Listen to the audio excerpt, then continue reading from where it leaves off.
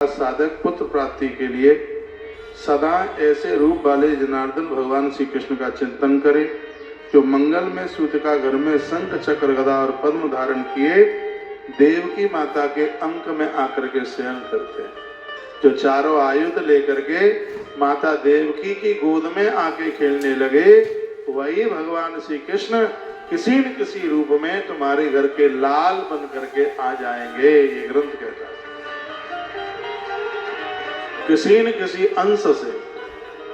तो अनेक रूप रूपाय विष्णवे प्रविष्णवे, उसके तो अनेकानेक रूप होते हैं, तो कोई भी रूप से आपका अपना बन करके आ जाएगा। इस कार्तिक के मास में वैसे भी गोविंद की पूजा की बहुत बड़ी महिमा है। तो एवं रूपम सदा कृष्णम सतार्थम भावे शुद्धि शंख चक्र गदा पद्म धारण किए। क्यों आ रही है? खाने को तो कुछ मिला नहीं है, हाँ? ऐसे भगवान श्री कृष्ण को हम और आप बंधन प्रणाम करते हैं। ओम देवकी सुत गोविंद, ये तो याद कर लो बिल्कुल। देवकी सुत गोविंद वासुदेव जगतपते देहि मे तनयम कृष्ण तामहं शरणं गतः। इस मंत्र के पूजन आदि का विधान सनत कुमार जी ने बताया है। सनत कुमार सनक सनंदन सनातन सनत कुमार, उन्होंने विधान बताया। उन्होंने कहा वैष्णव पीठ पर देवताओं का आह्वान करके उनकी पूजा करें, और यही है, ये अंदर चौकियां बनी हुई हैं जिनकी नित्य पूजा हो रही है। प्रथम आवृत्ति आवरण में कहा गया है कि अगन्यास करन्यास करते हुए ब्राह्मण बैठे और इस दिव्य मंत्र का जप करें। अगन्यास करन्यास करें। अगन्यास करन्यास से भाव शुद्धि हो जाती है, शारीरिक शुद्धि हो जाती है और मानसिक शुद्धि हो जाती है। अगन्यास करन्यास में ओम ओम शब्द का उच्चारण करते रहिए, यूं ऐसे, इसको करन्यास कहते हैं। अगन्यास है ये। आराधना में पूजा में इसका बहुत बड़ा फर्क होता है, बहुत बड़ा असर होता है। देवराज इंद्र अग्नि यम वरुण वायु कुबेर इन सब की पूजा इस अनुष्ठान में होती है। बहुत बड़ा कठिन पुत्रेष्टि अनुष्ठान है। यहाँ ये पुत्रेष्टि कामना अनुष्ठान चल रहा है, संतान प्राप्ति के लिए अनुष्ठान चल रहा है।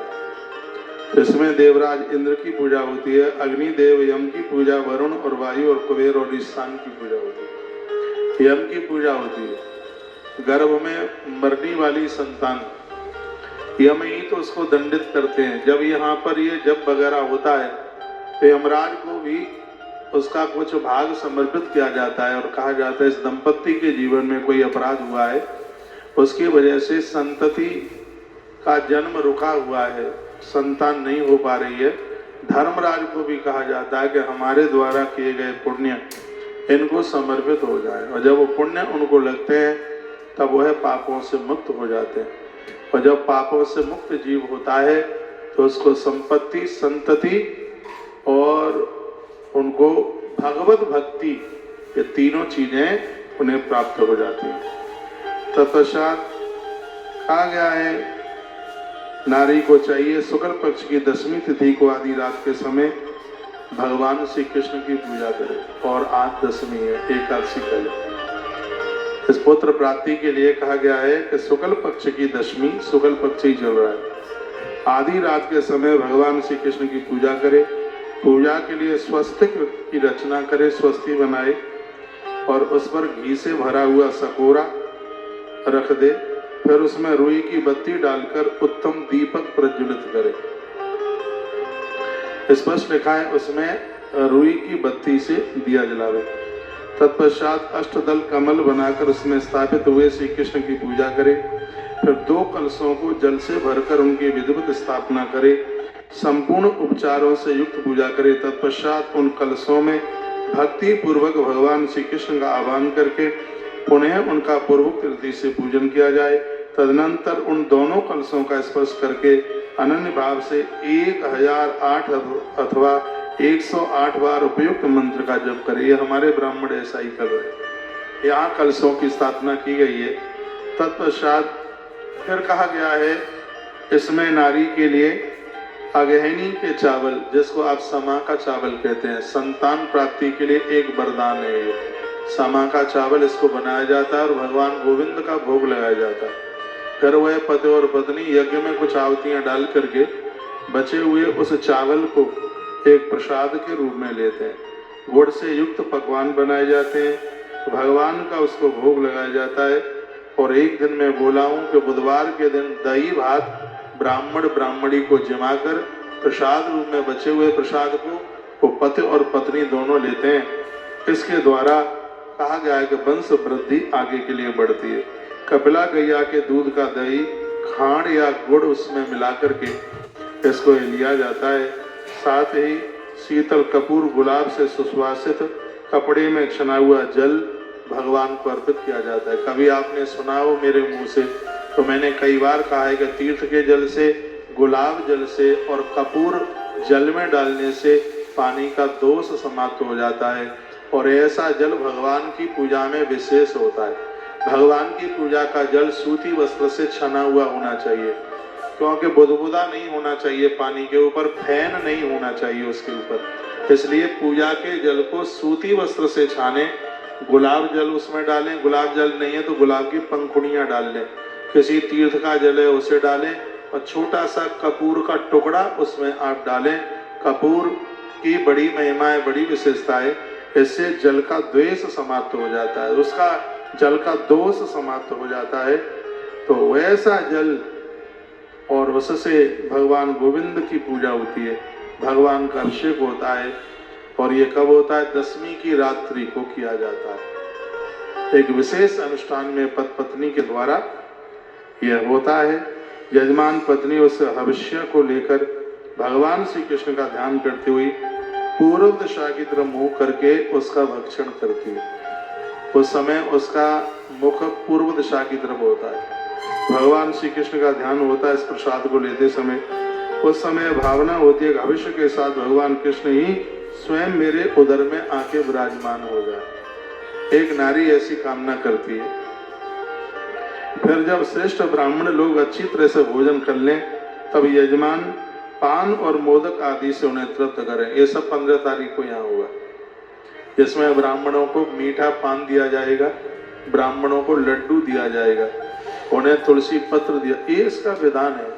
जो भी ये विधान है, आज एकादशी का जो अध्यापन जिन विधानों का वर्णन किया है उन सबको आज प्रयोग में लिया गया। 2 दिन का जो अनुष्ठान, अभी तो आप कल देखिए कितना आनंद आएगा। और आप माने या ना माने, घर पर आप यह अनुष्ठान उद्यापन करते तो एक तो इस विधि से नहीं कर पाते, ये विधि तो कभी आती ही नहीं, आसपास भी नहीं होती। और सबसे बड़ी बात है कि वृंदावन जैसा तीर्थ, कार्तिक का महीना, यमुना का किनारा और गौ माता का सानिध्य, ये सबसे बड़ी बात है। हरिवंश पुराण की कथा पुत्र कामना के लिए कराई जाए तो ब्राह्मण को 2 चीजें जरूर दें, एक मोदक लड्डू और दूसरा मीठा पान। वर्ण ने उससे उसको तृप्त करें। तत्पश्चात वह श्री विष्णु के चिंतन पूर्वक उन ब्राह्मणों के चरणों में मस्तक झुकाए, उनके चरण धोए, चरण का जल है पूरे घर में उसका छिड़काव करे। उस समय ब्राह्मण लोग यजमान दंपति से कहें कि आप दोनों के अभीष्ट मनोरथ की सिद्धि होगी, हमने जो भी कुछ ये सत्कर्म किया है वह सब आपको लगेगा, वह ऐसा आशीर्वाद देंगे। फिर वे निष्पाप दंपति इस भावना को करते हुए कि अब हमारा मनोरथ जरूर सफल होगा, अत्यंत प्रसन्न होकर के फिर वो स्वयं भोजन करें। ऐसा वर्णन है। जो भी खीर वगैरह जो बनाई है, यज्ञ में आहुति डाल करके जो बची है, उसको वो दोनों ग्रहण करें। जो ब्राह्मण इस प्रकार, जो भी कोई दाम्पत्य इस प्रकार से अनुष्ठान ये कराते हैं हरिवंश पुराण का, तो निश्चित रूप से उनके घर में संतान आकर के किलकारी बनती है। श्रेष्ठ ब्राह्मणों को बुला करके ये अनुष्ठान कराया जाता है, तभी ये अनुष्ठान अपने आप में बहुत प्रभावशाली होता है। तो उसकी कुछ नियमावली का वर्णन किया। संतान गोपाल स्तोत्र का पाठ करे दंपति, श्रीशम कमल पत्राक्षम दिव्यकी नंदनम हरिम सुतः संप्राप्त कृष्णम नमामि मधुसूदनम। कहा जाता है कि मैं पुत्र की प्राप्ति के लिए हे लक्ष्मीपति कमल नयन देवकी नंदन सभी पापों को नष्ट करने वाले मधुसूदन आप श्री कृष्ण हैं। आप कृष धातु से बने हैं। जैसे अग्नि जलाती है, आपका नाम भी पापों को ऐसे ही जला देता है। इस प्रकार से भगवान को प्रार्थना की जाती है। इस अनुष्ठान में भगवान कृष्ण के ही मंत्र का जप होता है।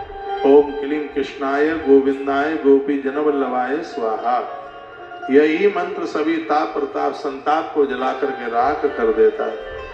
इतनी बड़ी महिमा है। नमाम्यहं वासुदेवं सुत सम्माप्तये हरिम यशोदांक गदम बालम गोपालम नंद नंदनम। मैं पुत्र प्राप्ति के उद्देश्य से हे वासुदेव श्री हरि आपको प्रणाम करता हूँ।